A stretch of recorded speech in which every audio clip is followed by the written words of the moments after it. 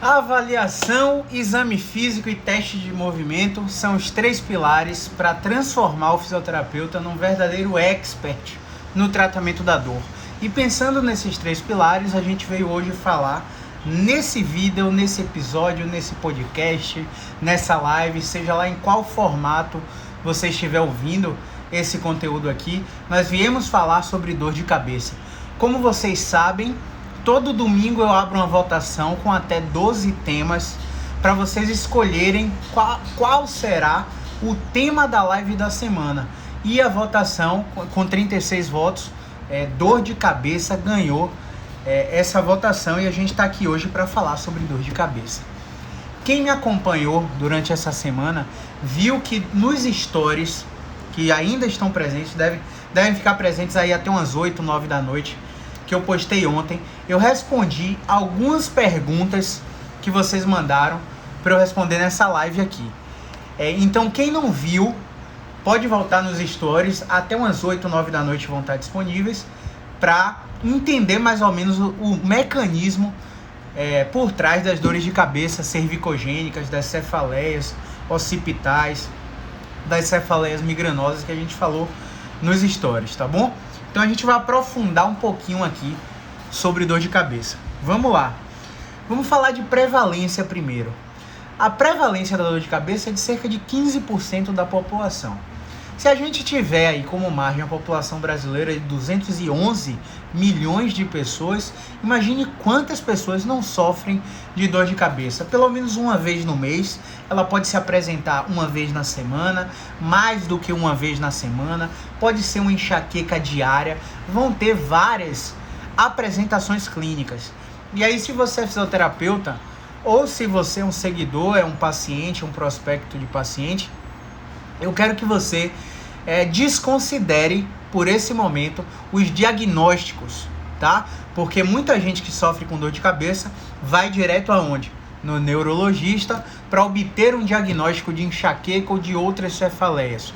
E aí geralmente esse neurologista passa um remédio e passa um exame de imagem, e a grande maioria dos exames de imagem vem sem alterações em tomografia, em ressonância e por aí vai.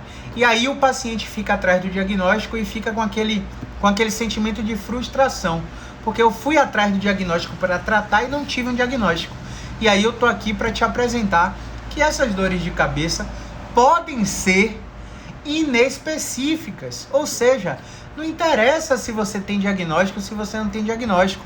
É uma dor inespecífica que é causada por múltiplos fatores.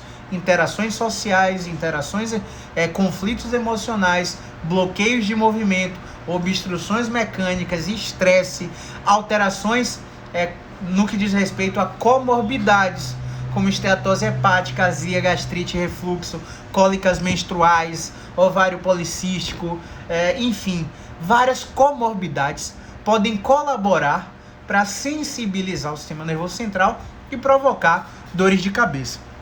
Então, 15% da população é atingida, mais ou menos aí 30 milhões de pessoas.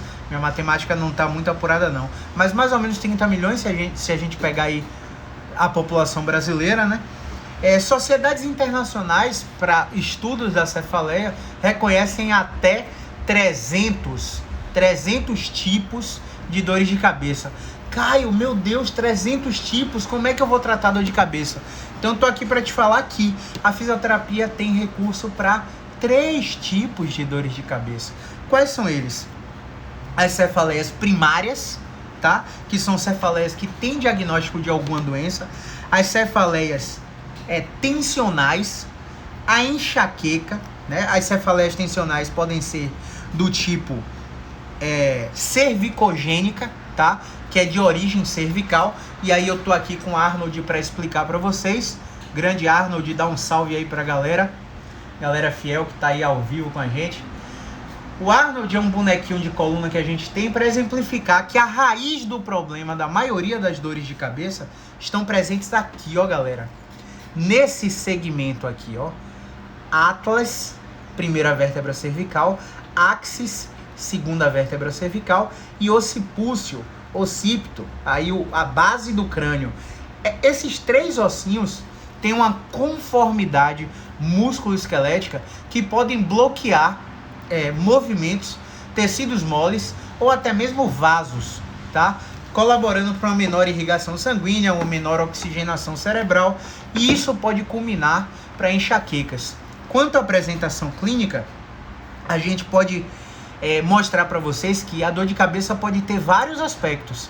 Ela pode ser cabeça seguida de pescoço, ou seja, o pescoço começou a doer, logo aquele paciente que eu acordei com dor no pescoço hoje, é certo que 5 horas da tarde eu vou ter dor de cabeça no fim do meu expediente de trabalho. É muito comum isso acontecer. O paciente acorda com o pescoço duro, rígido, já sabe que no fim do expediente de trabalho vai ter aquela dorzinha de cabeça. Se esse paciente for mulher, aí é que deu. Por quê? Eu não queria estar na pele de vocês não, viu? Mas as mulheres têm mais fatores de risco para desenvolver dor. Quem me acompanha sabe que eu joguei nos stories essa semana, e acho... não foi ontem não, mas joguei nos stories essa semana um estudo, tá no feed, um estudo que mostra que o fato de você ser mulher já colabora para que você tenha mais dor. Já é um fator de risco para dor. Junto com relações como satisfação relacionada ao trabalho entregue e a recompensa recebida, a percepção da recompensa recebida no ambiente de trabalho, conflitos com funcionários, com sócios, também no ambiente de trabalho, ficar sentado usando teclado por mais de 4 horas por dia, também é um fator de risco para desenvolver dor. Tá lá no feed, quem quiser ver. Então, voltando à apresentação clínica, a dor de cabeça, ela pode se apresentar pescoço doer mais cabeça, pode se apresentar ATM doer mais cabeça, tá? Articulação temporomandibular, pode se apresentar como uma cefaleia temporal, nesse ossinho aqui temporal, nessa musculatura temporal, localizada aqui lateralmente. Ela pode ter um sinal que eu brinco, que é o sinal de passadeira. Não sei se vocês já ouviram falar. Sinal de passadeira é quando você parece que está com a tiara presa aqui, uma pressão em faixa aqui na cabeça. Pode ser uma cefaleia occipital aqui na base do crânio. Pode ser periorbital em volta dos olhos. O paciente não suporta a luz, por exemplo.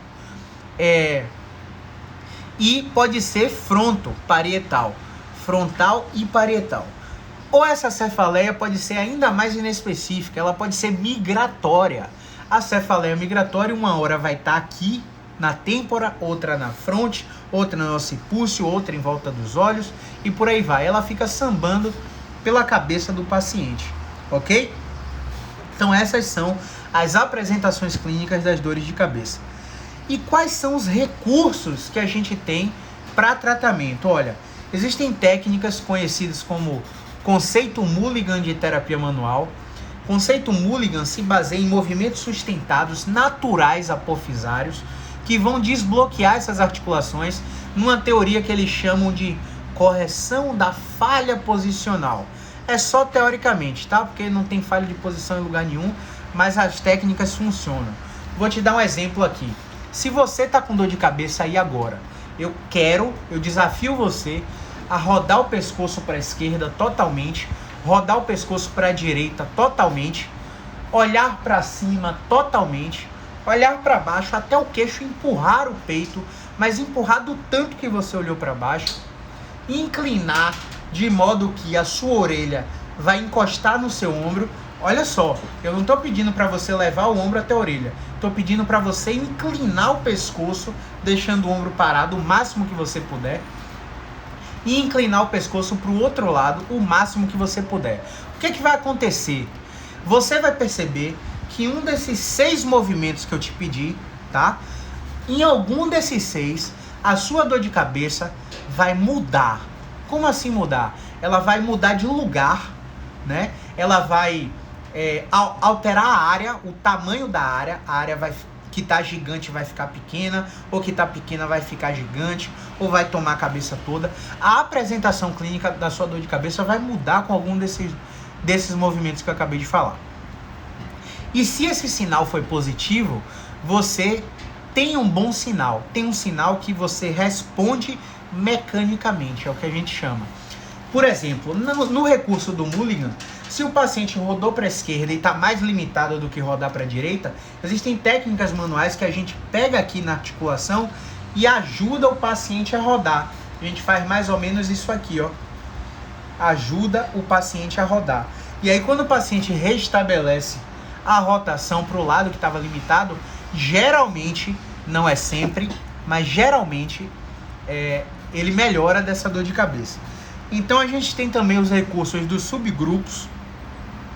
A gente tem os recursos do TBC, que é o Treatment Based Classification. A gente tem os recursos do MDT, que é o Mechanical Diagnosis and Therapy, o Mackenzie. A gente tem recursos do Maitland, com também mobilizações e manipulações articulares.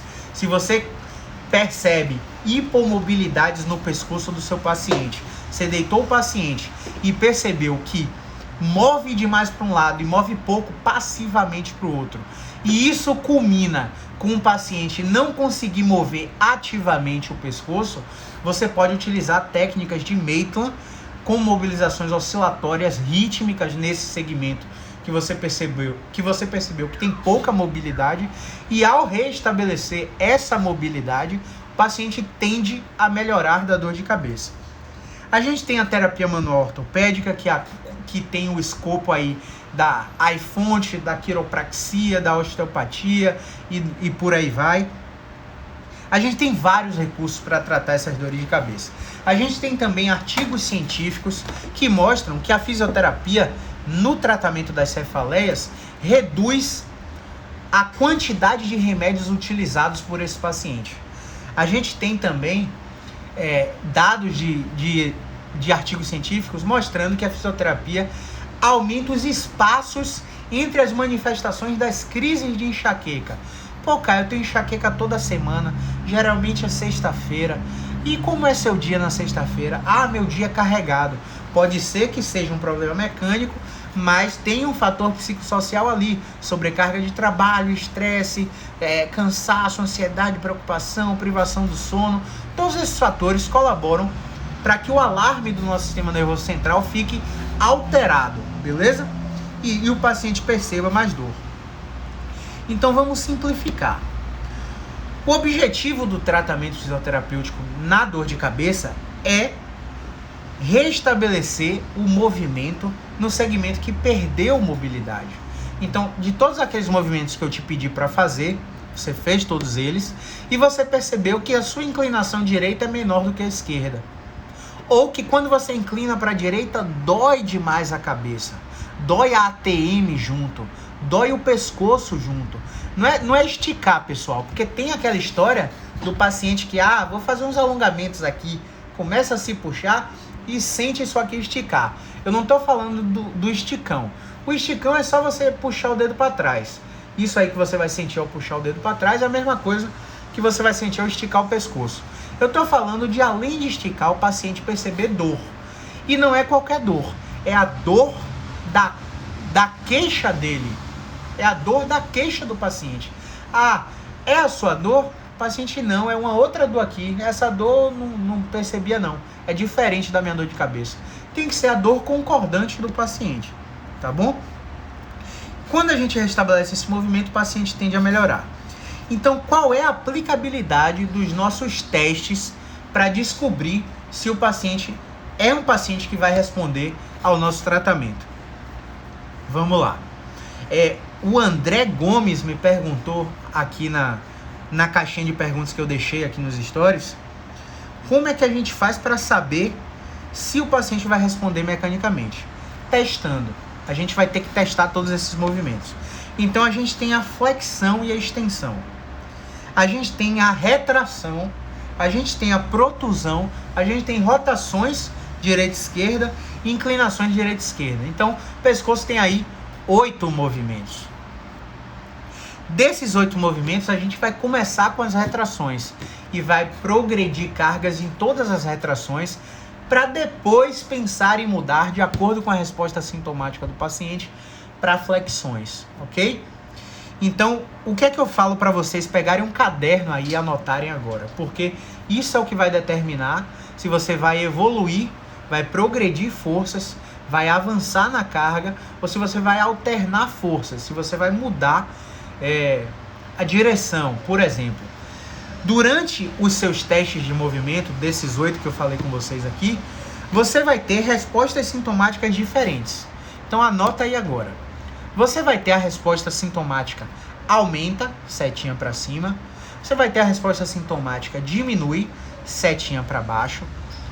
Você vai ter a resposta sintomática abole, ou seja, a dor sumiu durante o seu teste de movimento, tá? Você vai ter a resposta sintomática periferilizando durante o seu movimento. A dor que estava de cabeça abriu na cabeça toda, desceu para pescoço e braço, irradiou para TM, periferilizando. Você vai ter a resposta sintomática centralizando. Olha, a dor era frontoparietal e agora a dor foi para occipital, centralizando durante. Você vai ter a resposta sintomática produz, beleza? Ou seja, o paciente antes do teste de movimento, ele está sem dor de cabeça. A queixa é dor de cabeça, mas ele está sem. E aí quando você testa o movimento de extensão, produz a dor do paciente. Ele não estava com dor, ele não chegou com dor, mas durante o teste de movimento apareceu a dor concordante dele. Você olha, tem relação com o pescoço essa dor de cabeça do meu paciente. Beleza? Então, falamos aí, diminui, aumenta, abole, centralizando, periferizando, produz e nenhum efeito. Você tem essas 7 respostas sintomáticas nos seus testes de movimento de dor de cabeça. E aí, depois que você testa o movimento, você vai ter mais 7 respostas sintomáticas. Essas 7 respostas sintomáticas vão ser melhor, não melhor, pior, não pior, nenhum efeito, tá? Centralizado e periferizado. 7 respostas sintomáticas após os testes de movimento no tratamento do seu paciente com dor de cabeça. E aí você, depois que anotou essas 7 respostas sintomáticas intrateste e pós-teste, beleza? Você vai anotar a luz do semáforo que o paciente acendeu. Caio, que diabo é isso? Você vai pegar sinal vermelho. Pare imediatamente de fazer o que você está fazendo, tá? E mude a direção. Você vai pegar sinal amarelo. Sinal amarelo, ele pode ser um amarelo natural ou um amarelo que eu brinco que é invejoso. Se for um amarelo natural, você continua com atenção, porque aquela resposta sintomática com mais repetições em 48 a 72 horas pode mudar. Ou você pode ter o amarelo invejoso, que ele indica que você precisa alternar a força do movimento. Então, se você está fazendo com o paciente sentado, você vai deitar o paciente. Se você está fazendo com o paciente deitado, movimentos repetidos, você vai voltar para posições mantidas. Se você já está em posições mantidas, você vai usar um delta de posição, ou seja, a posição inicial do exercício vai mudar.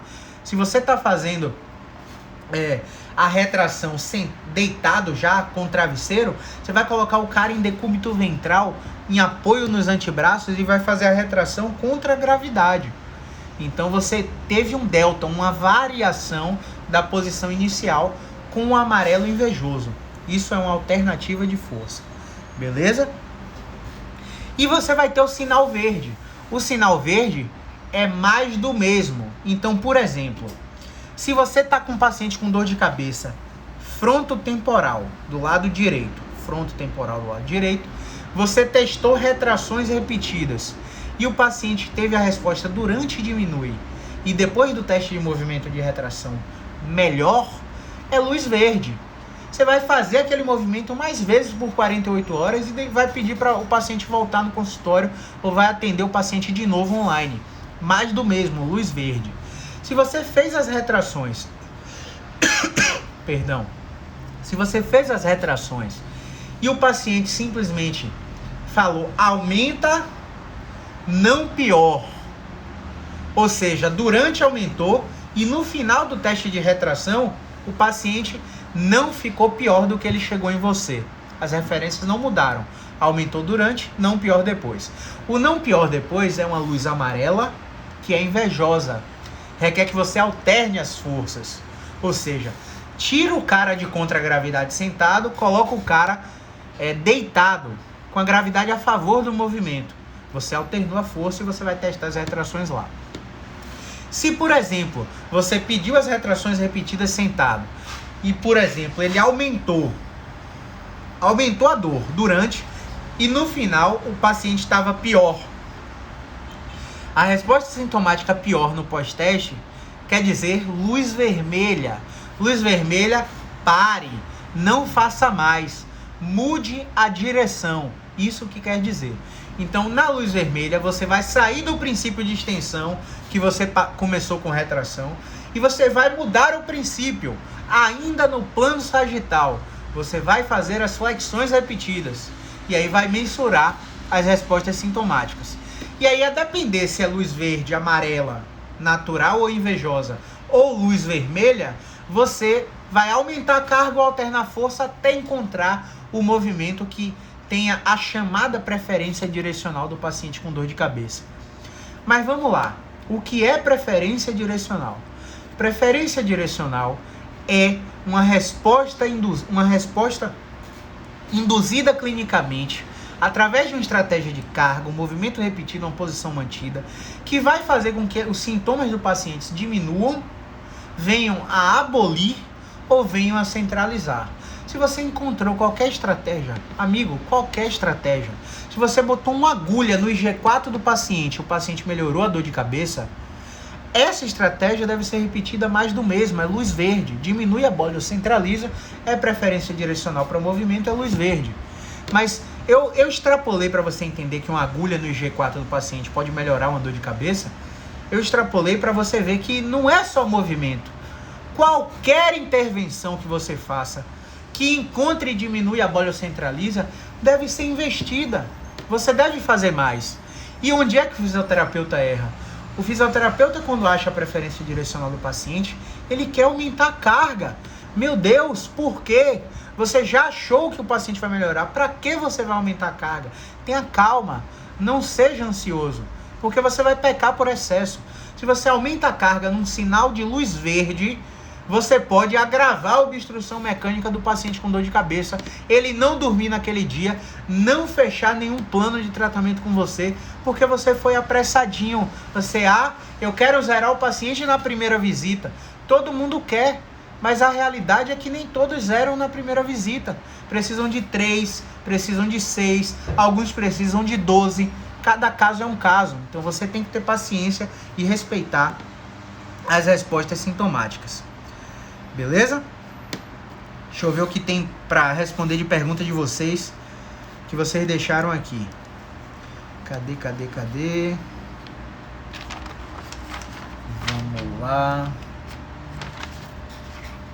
Pronto, vamos lá. O que é que a gente pode avaliar no paciente com dor de cabeça? Porque muitos fisioterapeutas, eles querem ir logo para o hands-on. Eles querem logo para terapia manual, quer manipular logo, porque acha que a manipulação vai desbloquear tudo. Eu preciso primeiro testar todas essas estratégias de movimento para que você consiga testar a integridade dos tecidos do paciente, para que o paciente não piore na sua mão. Então você vai progressivamente testando essa integridade. E aí, antes de manipular o paciente, você precisa avaliar sinais de insuficiência vértebro-basilar. O que seria insuficiência vértebro-basilar? Uma alteração arterial que seria possivelmente ou potencialmente grave, com necessidade de encaminhamento médico. Você não pode tocar no paciente se ele apresentar esses sinais. Eu brinco aqui com vocês, já falei isso várias vezes, que a gente tem 5 Ds de dado, 3 Ns de navio e 1 A de avião. Os 5 Ds querem dizer do inglês: dizziness, tontura, diplopia, visão dupla, disfagia, dificuldade de deglutição, disartria, dificuldade de fala e drop attacks, desmaios, mal súbitos. Se o paciente tem algum desses 5 Ds, acende uma luzinha vermelha. Tenha calma antes de tocar no paciente. 3 Ns: numbness, de dormência na face ou língua, náusea, sensação de vômito, e nistagmo, movimento involuntário dos olhos. Quem nunca teve aí? Quem já teve aí do nada você tá olhando nos olhos da pessoa e seu olho mexe sozinho. Não é piscar, pessoal. Não é a pálpebra tremer. O paciente confunde muito. Não, eu fico nervoso, a pálpebra treme. Não é isso. Estou falando de nistagmo, do seu olho, o globo ocular mexer sozinho. Isso é um sinal de nistagmo e você não deve mexer na cervical desses pacientes antes de uma avaliação com o neurologista, com o vascular, para ver como é que está aí essa artéria vértebro-basilar. Beleza? E o A é de ataxia, tá? Ataxia seria tremores nas mãos involuntários, se o paciente tem isso. Então, são 9 sinais aí que você tem que perceber antes de mexer no seu paciente. Você tem que testar a integridade ligamentar. E você tem 3 testes: ligamento alar, cruciforme e Sharper-Purser test. Você vai testar a integridade dessas vértebras cervicais altas aqui. Vai colocar um paciente de flexão, vai colocar o polegar com essa pegada aqui no processo espinhoso de vértebra C2, de vértebra C1 e vai colocar a outra mão na testa do paciente de maneira perpendicular para empurrar a testa para posterior e empurrar o complexo cervical alto para anterior. E se você sentir um ressalto na sua mão, esse é o Sharper-Purser test, você vai suspeitar de instabilidade ligamentar alta e vai mandar esse paciente para o ortopedista para ele fazer uma radiografia e ver se ele não tem uma fratura do dente do áxis antes de pegar no pescoço desse paciente para manipular esse paciente. A gente vê aí no Instagram, nas redes sociais, um bocado de pacientes sendo manipulados, né? Será que estão sendo avaliados? Será que algum deles não estão correndo risco? Por isso eu sempre falo, cuidado. A gente tem que testar também a integridade neurológica do paciente com dor de cabeça. A gente tem que testar manobras de Hoffman, a gente tem que testar sinal de Babinski, a gente tem que testar clonos para saber se esse paciente não tem uma lesão de um neurônio motor superior que contraindicaria qualquer intervenção manipulativa na cervical alta. Então eu te dei aí 15 sinais específicos de quando não tocar no pescoço do meu paciente com dor de cabeça. Já tinha falado isso na live cervical, mas é sempre bom frisar. O que é que a gente vê nas avaliações clínicas dos pacientes que não respondem mecanicamente no tratamento da dor de cabeça, mas têm comorbidades que, quando desencadeadas ou descontroladas, podem manifestar a enxaqueca, e aí as mulheres sempre acham, meu Deus, é meu ciclo menstrual. E na maioria das vezes não tem nada a ver com ciclo menstrual. É só uma direção de movimento boba do pescoço que está bloqueada e que ela não percebe, porque o pescoço não está doendo. Então, a gente tem que clarear que o pescoço não precisa doer. Basta você testar todas as direções de movimento e ver a limitação em alguma delas, ou dor na execução de alguma delas, seja DDM, dor durante o movimento, ou DFM, dor final do movimento, que você pode incriminar aquele pescoço e dizer que o paciente tem perda de movimento, que o paciente tem rigidez, e que apesar de não doer, esses fatores podem estar colaborando para a dor de cabeça dele. Beleza?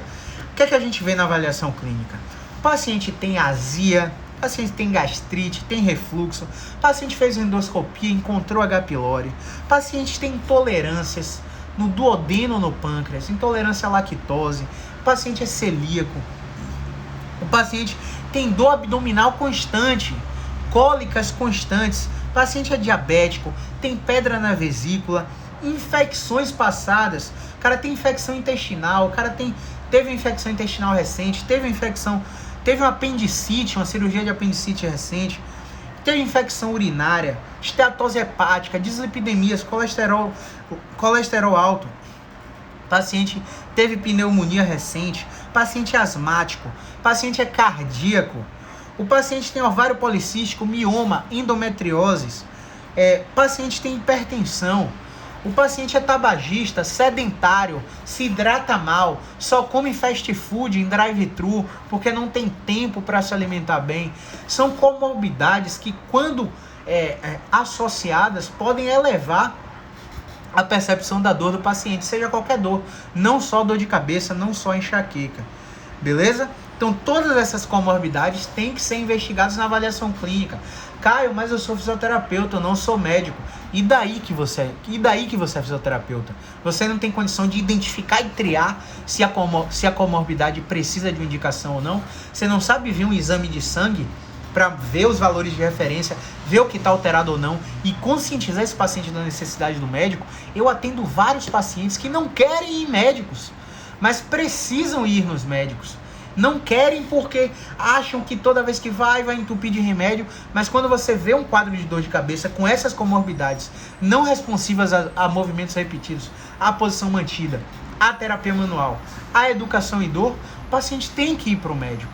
Então você tem que saber identificar quando encaminhar e quando ficar com o paciente. E ter o discurso apropriado para que o paciente entenda o que você está falando e fique ou seja encaminhado por você.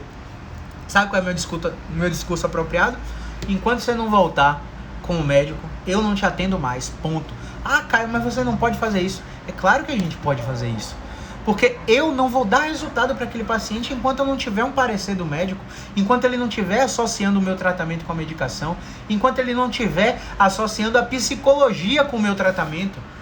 Vários pacientes eu já falei isso. Eu não atendi mais por causa disso. E o paciente fica irritado no início, mas 2 meses depois, teve paciente que 1 ano depois voltou e entendeu a importância do acompanhamento psicológico, do acompanhamento médico, para que o meu tratamento surta efeito. Eu não quero ganhar seu dinheiro sem te dar resultado. Se o paciente vem para mim e o paciente não faz o que eu peço em casa, eu não quero mais atender ele.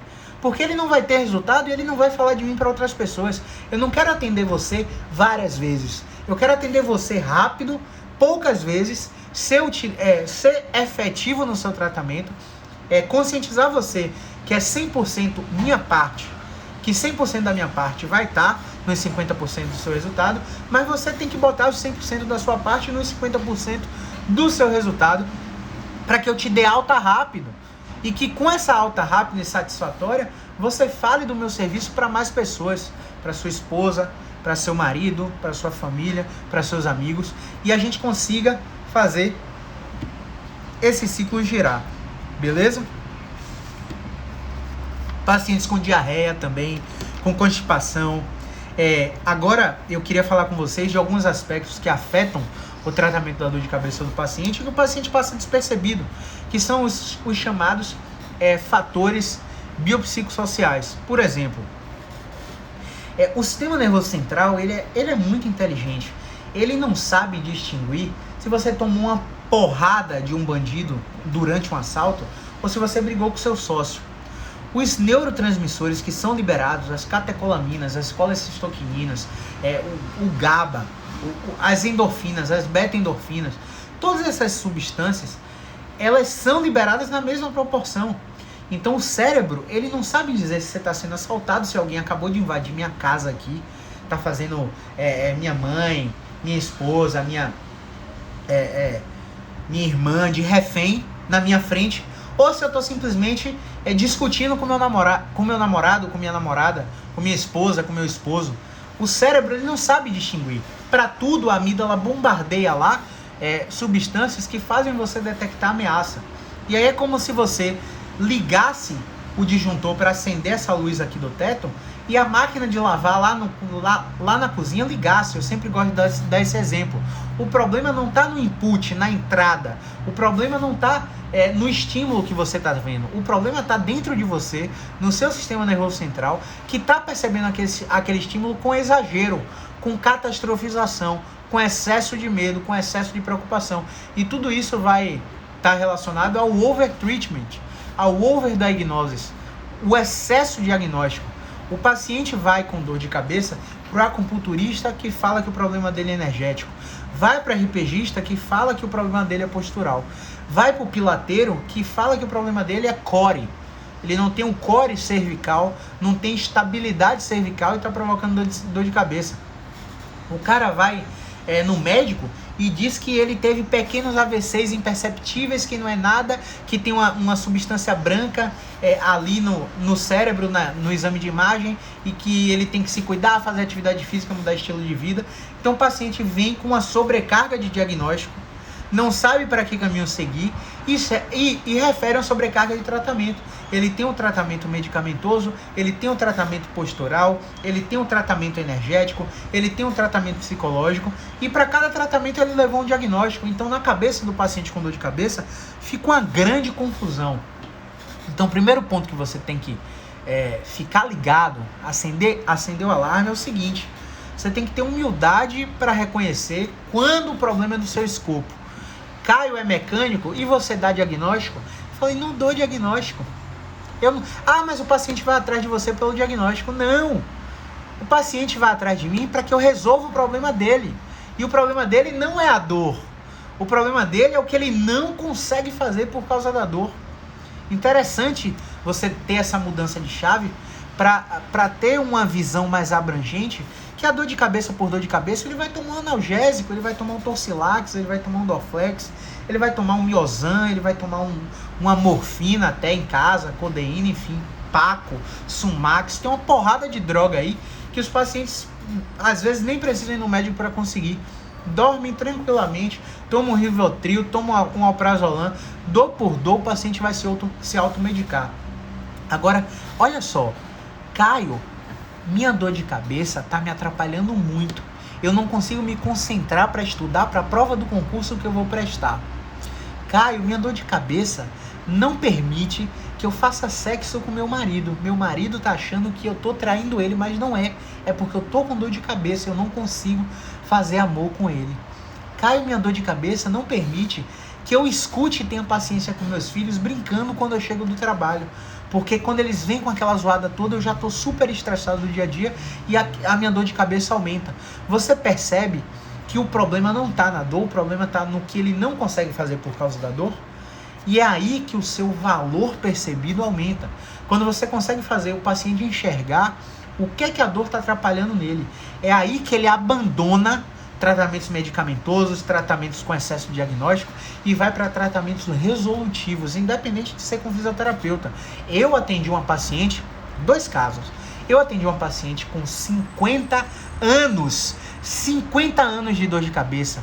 Mais de 3 neurologistas acompanharam a paciente. Todas as drogas disponíveis no mercado, essa paciente tentou usar, com o resultado de diminuir a dor de cabeça enquanto usa, e quando parava de usar, a paciente voltava a ter dor de cabeça.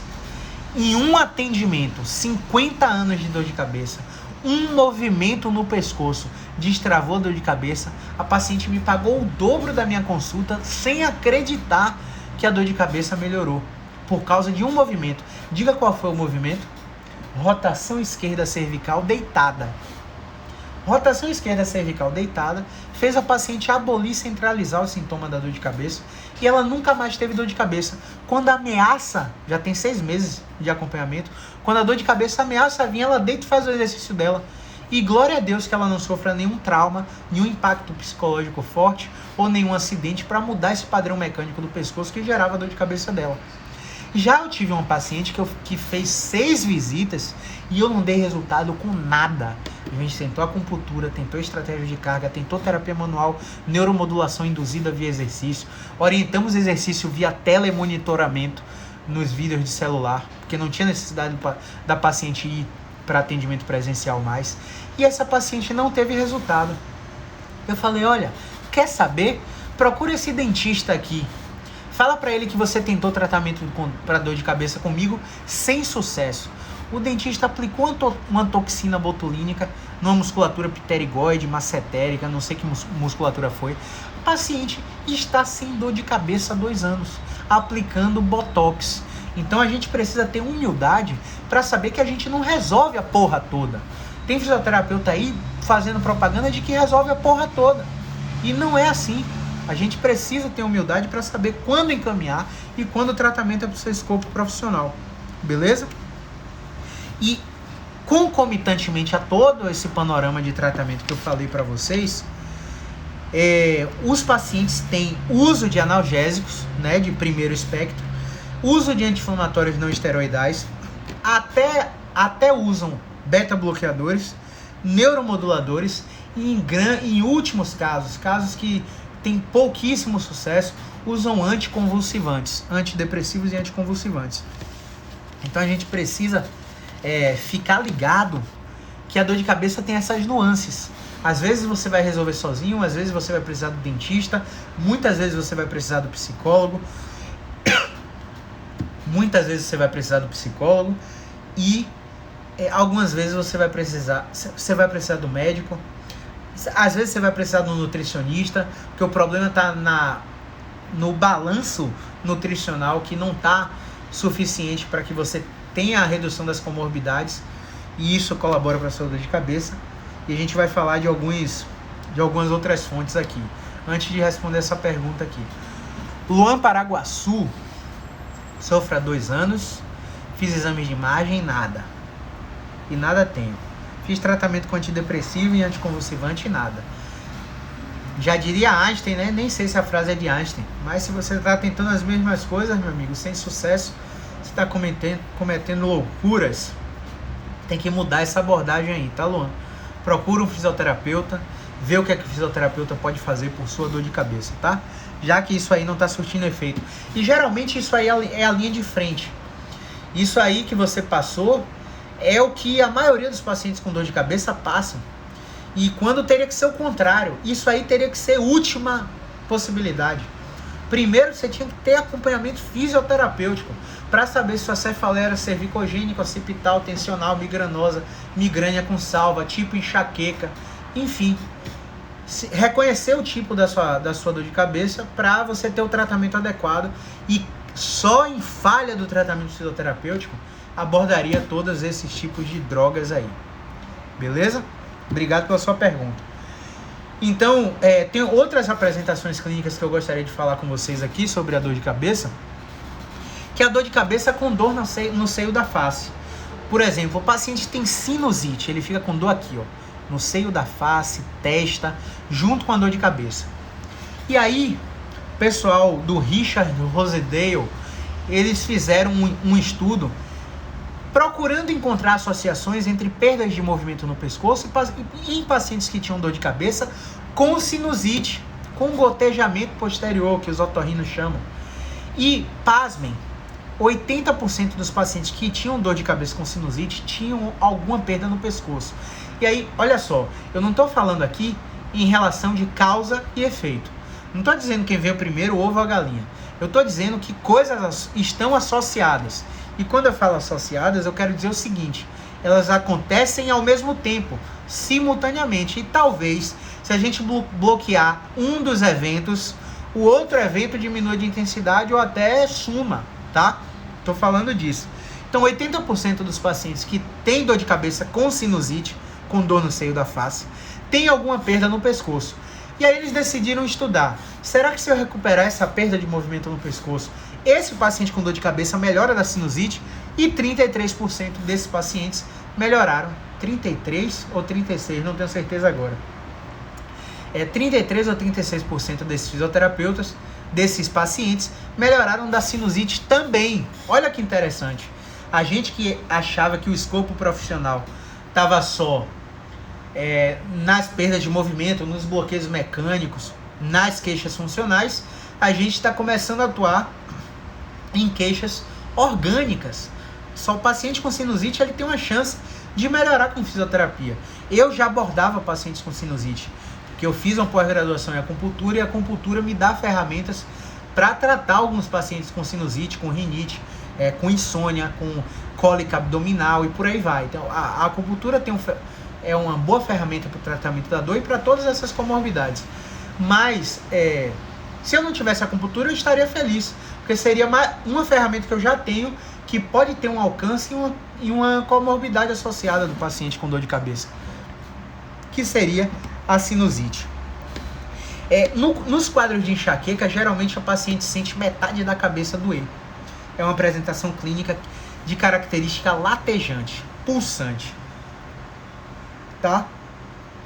Quando a gente faz exames de imagem nos perfis de enxaqueca, a gente pode encontrar vasodilatações arteriais.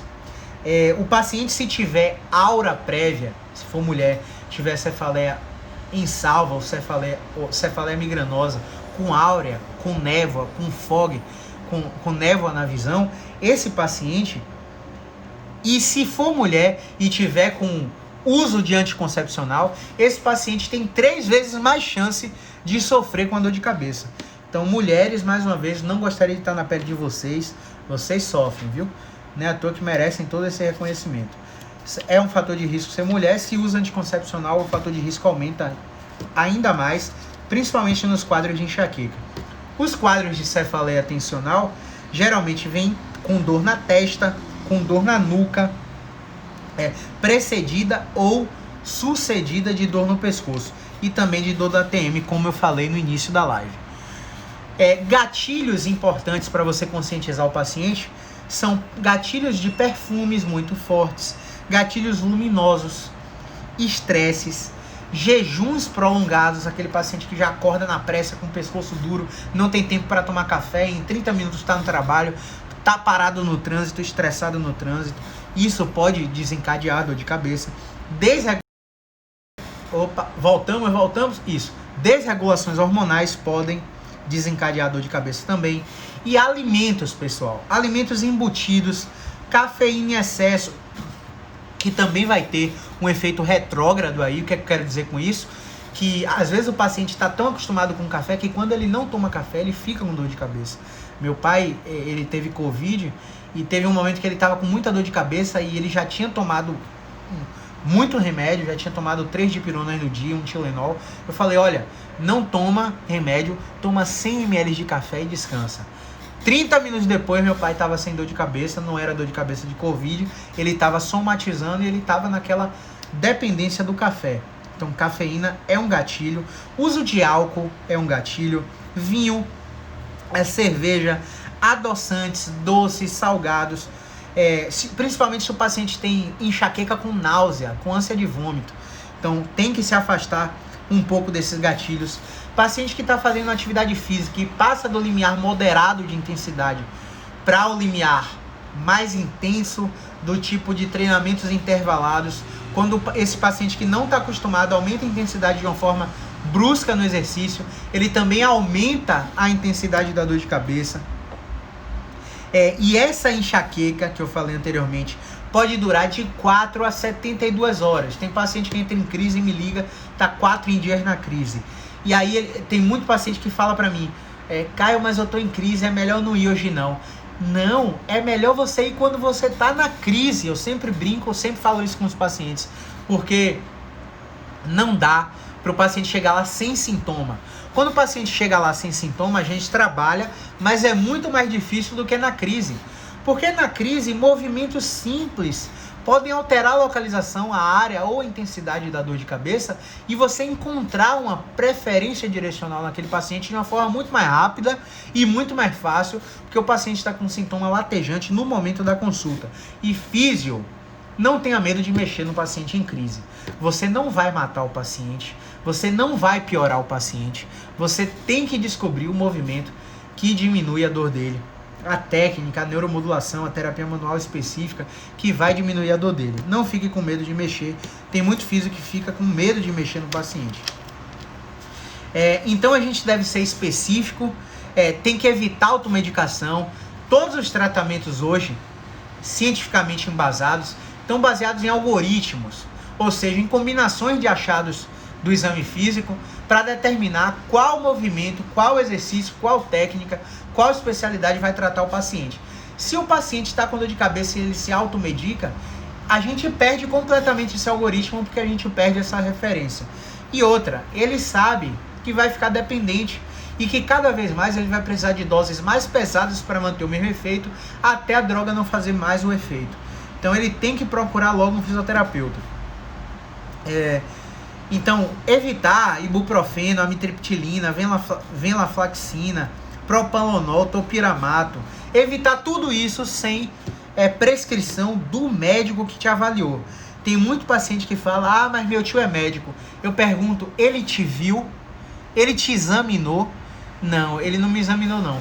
Então, não era para ele ter passado esse remédio. Você piorou muito provavelmente por causa disso. Se você não foi examinado, não siga a orientação do profissional. Essa semana chegou um paciente lá que falou para mim, Caião, minha tia travou a coluna e uma fisioterapeuta dela passou esse movimento aqui, é bom? Eu falei, pra você não. Ele, por que não? Minha tia melhorou tanto. Vamos descobrir por que junto? Botei o paciente para fazer mais de 30 repetições do movimento que a tia dele faz, que melhorou a tia dele. E ele percebeu que a dor da coluna dele desceu completamente para a perna. Ou seja, se você tem uma infecção de garganta, não é todo mundo que vai ser tratado com cefalexina, com amoxicilina. Cada paciente vai ter um espectro de antibiótico diferente. Se você tem dor de coluna, dor de cabeça, dor no ombro, dor musculoesquelética em geral, dor na TM, não é todo paciente que vai melhorar com terapia manual, bonitão. Não é todo paciente que vai melhorar com movimento repetido, com posição mantida. Vai ter paciente que vai melhorar só com uma conversa. Vai ter paciente que vai melhorar com terapia cognitivo-funcional ou com terapia cognitivo-comportamental com psicólogo.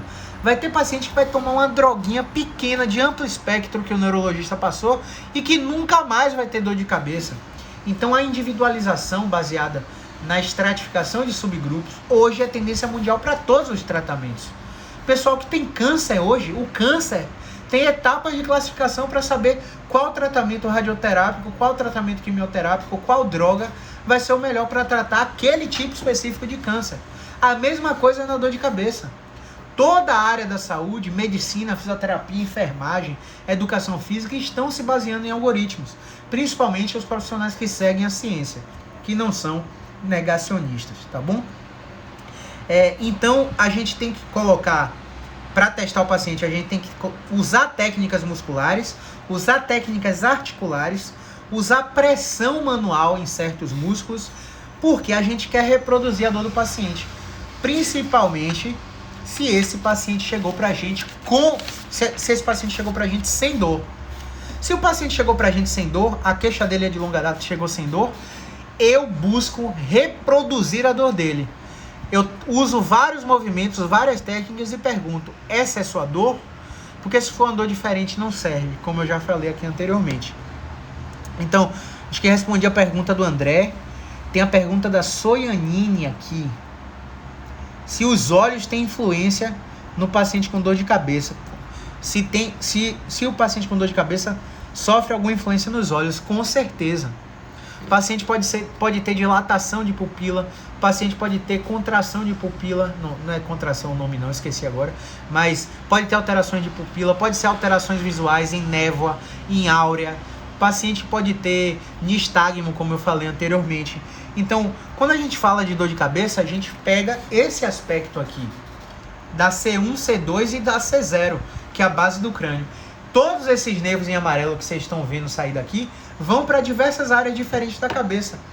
Algumas dessas fazem afluentes com nervos cranianos, como por exemplo nervos vestíbulo-cocleares, nervo trigêmeo, nervo oculomotor. Então tá tudo interligado. Então você pode desencadear dor no olho, dor na face, dor no seio da face, dor de ouvido, zumbido, por causa de um bloqueio na cervical alta, por causa de uma alteração temporomandibular. Então você precisa ser avaliado em todos esses aspectos. Por isso que a gente brinca na fisioterapia. Galera, fisioterapia não é melhor nem pior que medicina. Longe de nós sermos melhores, sermos piores. Nós somos apenas diferentes, são visões diferentes. A gente não foca naquela história de subespecialidade. O cara fez medicina, fez ortopedia, fez residência, fez cirurgia de joelho. O cara vê joelho a vida toda e se torna médico do esporte. Mas a maioria, não estou dizendo todos, a maioria, quando vê um problema no ombro, encaminha para o especialista em ombro. E essa tendência veio há muito tempo a calhar que nós teríamos tratamentos cada vez mais especializados, baseados no tratamento especializado. Só que os exames de imagem e 2 décadas de evolução da medicina vêm mostrando que eu preciso interligar todas as conexões do corpo humano, porque aquela dor no ombro pode ser por causa da coluna, aquela dor no joelho pode ser por causa do quadril ou por causa do tornozelo, aquela dor de cabeça pode ser por causa da TM, pode ser por causa de um tecido mole no pterigoide, que é um músculo aqui orofacial, que você pode meter uma agulhinha nele e liberar todas as tensões desse músculo e resolver uma dor de cabeça de um paciente com uma agulha. Então, a gente tem que ter essa visão da globalidade. Parem de querer, ai meu Deus, vou me especializar só em coluna, só em joelho, você vai deixar dinheiro na mesa, você vai ficar frustrado em algum... Você vai ter resultado porque você se especializou. Mas você vai deixar de atender muita gente, deixar de ajudar muita gente, porque focou em uma coisa só. Você tem que focar na dor músculo-esquelética. E aí você vai entender de joelho, vai entender de ombro, de quadril, de cotovelo, de ATM, de cabeça, de cervical e por aí vai. Então essa é a mensagem que na maioria das vezes para alguns fisioterapeutas é um contrassenso, né? Porque muitos fisioterapeutas são ensinados a seguir essa tendência médico subespecialista. Eu sou totalmente contra isso. Galera, acho que era isso que eu tinha para falar. Obrigado pela audiência aí. A gente bateu aí 14 pessoas por um momento na live, agora estamos com 6. Muito obrigado. Tem alguma pergunta? Alguma dúvida que ficou sobre a dor de cabeça? Manda aí nos comentários para ver se a gente responde, se a gente consegue ajudar. Outra coisa, no domingo eu vou botar uma votação de novo para vocês escolherem o tema da live da semana que vem. Essa live vai ficar salva por 24 horas aqui no feed e por 7 dias lá no canal do YouTube. Quem não tá no nosso canal do Telegram tá perdendo. Clica no link do perfil. Tem um link do perfil aqui, Physio Insight ou Conceito CF. E dentro desse perfil tem um link que você vai entrar lá no nosso Telegram, tá? E você vai receber vídeos, aulas que já não estão mais disponíveis no YouTube, exclusivas para vocês que são fisioterapeutas ou estudantes do 5º semestre em diante. Pessoal, não tá tendo pergunta, né? Então vamos dar os últimos recados aqui. A gente vai promover um evento inédito online chamado Jornada do Expert. Vai acontecer dos dias 2 a 27 de novembro, tá? São 20 lives seguidas de segunda a sexta aqui no nosso Instagram, no nosso YouTube, só que não vai ser aberta não. Vai ser live para quem está cadastrado na nossa lista VIP. Então clica no link do perfil e vai lá para a lista VIP da Jornada do Expert. Nessa jornada eu vou clarear para vocês um passo a passo, porque a gente aprende, né? A gente aprende quando a gente segue passo a passo. É muito mais fácil de aprender. Eu vou dar um passo a passo para vocês potencializarem as suas habilidades com avaliação musculoesquelética e tratamento da dor. E o foco da jornada não vai ser só coluna não, vai ter extremidade também, vai ter ATM também, vai ter dor de cabeça também, vai ter gestão em fisioterapia e muitas novidades nessa jornada. Então coloca o seu e-mail lá na nossa lista VIP do link do perfil. Tá chegando pergunta aí agora, né? Vamos lá, isso aí. Agora eu gostei. Minha filha tem sinusite e dá mau cheiro pela boca. Gal6416. Obrigado pelo seu comentário, Gal. Seguinte, como eu falei aqui na live, se você não assistiu, você vê na reprise. Já tem estudos no Journal of Manual and Manipulative Therapy, ou TANDFOND Online. Eu deixo direto nos stories o link das revistas aqui, mostrando que se o paciente tem sinusite, ele tem 80% de chance de ter perda de movimento no pescoço. E aqueles nervos que eu falei, lembra? Os nervinhos do pescoço, eles vão para o pavilhão auditivo, eles vão para os nervos para os gânglios vestíbulos cocleares, para nervo trigêmeo, para seio da face, e pode estar tudo interconectado. Então tem uma chance de que se sua filha tiver uma perda no pescoço, uma rigidez, um problema, dor, não precisa nem ter dor, se a gente tratar o pescoço da sua filha, pode ser até que ela melhore da sinusite. Quanto ao mau cheiro pela boca, eu não tenho experiência nesse aspecto, mas com certeza eu encaminharia para um dentista, um dos nossos 3 dentistas parceiros, beleza? Eita, que o Instagram tá expulsando a gente. Quando utilizar hands-on, apenas quando a estratégia de carga não tiver efeito? Não, quando o paciente cair no grupo controle da dor. Se o paciente cair no grupo controle da dor, aí é neuromodulação. Você pode induzir via terapia manual, via acupuntura, via laser terapia. Você pode induzir via exercício, tá? Mas não vai hands-on de vez, porque se você meter hands-on no paciente que você não testou a integridade dos tecidos, você pode aumentar a dor do paciente, tá? Isso é tema para uma live inteira. Depois a gente vai pensar em colocar esse tema na lista, tá? Pessoal, só tenho 30 segundos.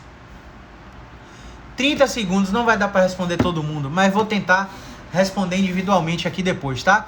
Muito obrigado pela audiência. Semana que vem vai ter outra live às 17h07, a votação sai no domingo. Vai no link do perfil, entra no nosso grupo do Telegram, quem é fisioterapeuta, se inscreve na nossa jornada do Expert, que vai acontecer de 2 a 27 de novembro. Vai ser legal, evento online fechado só para lista VIP. Vocês vão gostar bastante.